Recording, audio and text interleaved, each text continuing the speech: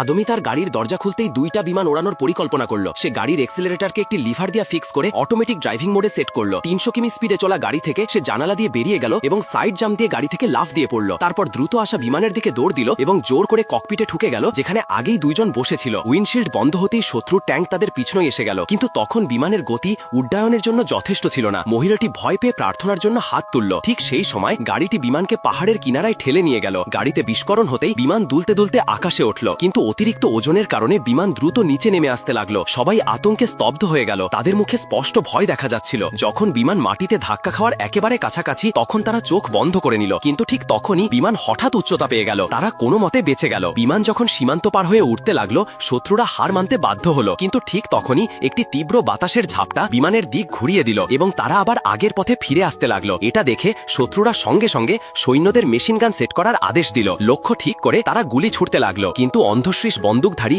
বিমানের ভিড়ের মধ্যে সঠিক লক্ষ্য করতে পারল না। সে ভুল করে নিজেরই যুদ্ধ বিমানকে গুলি করে ফেলল, যেটা থেকে ধোঁয়া বের হতে লাগলো। পালিয়ে যাওয়া পাইলটরা তাকে থামস আপ দেখালো এবং এভাবেই তারা শত্রুর হাত থেকে বেরিয়ে যেতে সক্ষম হলো।